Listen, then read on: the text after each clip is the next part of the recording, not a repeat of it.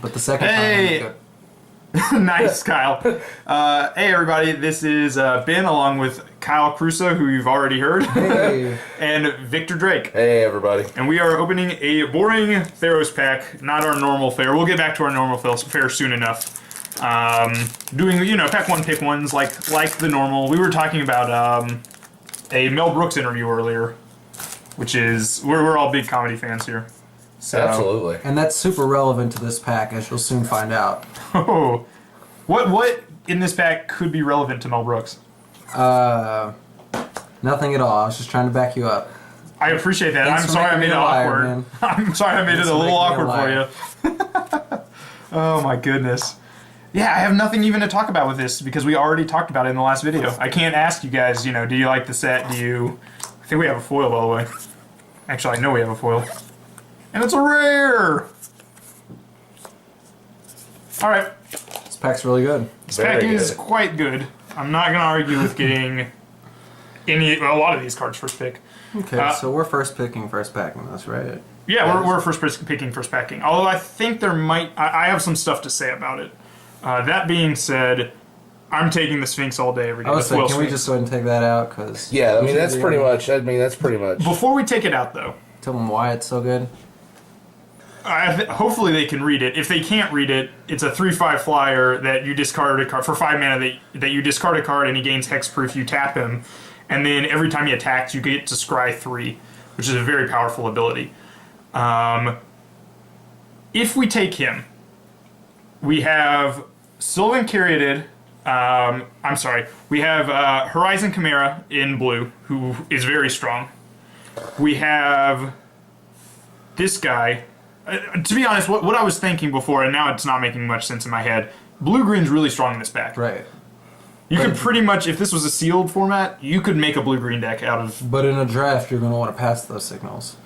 I agree with you, and I don't think Chimera... I think it's an extraordinarily good, underrated card. However, I don't think it's taken as often as it should be, just because it is 2 colors in a set that's pretty monocolored. It's probably my favorite card in the limited format. You think so? Yeah. I'm not going to say it's the best, but I love that in the, what is the hippocampus? The hippocampus. I love the flash in this set. It's just overwhelming. See, and I'm not a big fan of Hippocamp or whatever. He's the 3/2 flash for 4, right? I like to call him the hit. You can untap one of your guys. When Yeah.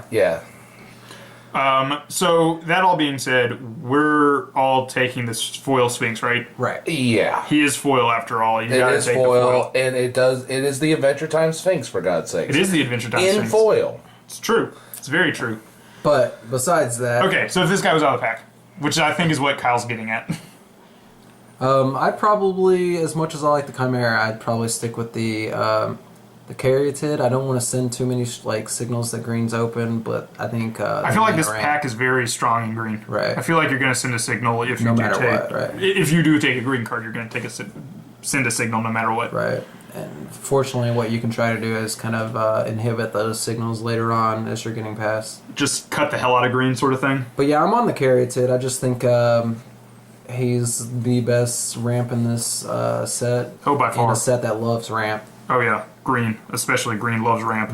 Monstrosity is a huge mechanic and costs 1 million mana to monstrous things. So, Vic, what would you take if the Sphinx was not there? Cutthroat Maneuvers. Out of the black cards in this, don't get me wrong, the green cards are very, very good.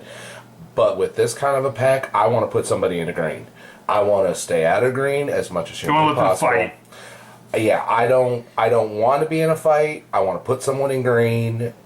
Hope they stay there. The Disciple is a very, very good card for the mono black decks. So is the Ordeal. But the Cutthroat Maneuvers is just a beating. Normally I wouldn't do that, but if I'm going to put someone in green, I'm taking the Maneuvers.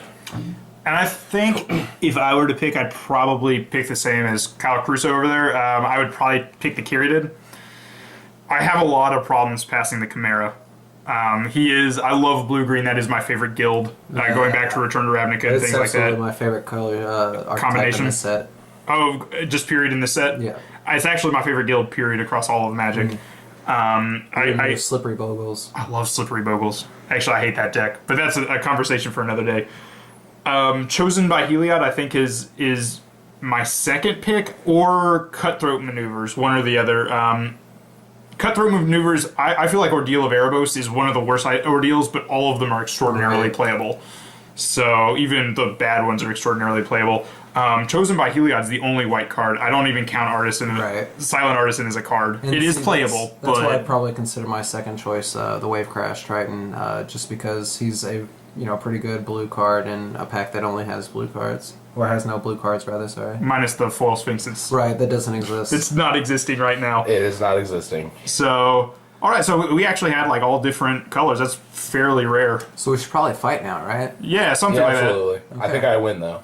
Yeah, I'm not. I'm more of a lover and not a fighter. Alright, me and Ben versus Vic. Ready, let's go. I think on that note, I think we're probably going to wrap this conversation up. Yeah, wait for next time where we're going to have, let me find it over here in my piles of packs, we are going to actually do something new and do an actual sort of draft where we make first picks, and based on our first picks, this is a block, for those that don't know, based on our first picks, go about picking the next first pick based on our first picks. So please subscribe, guys. If you haven't subscribed, take it easy.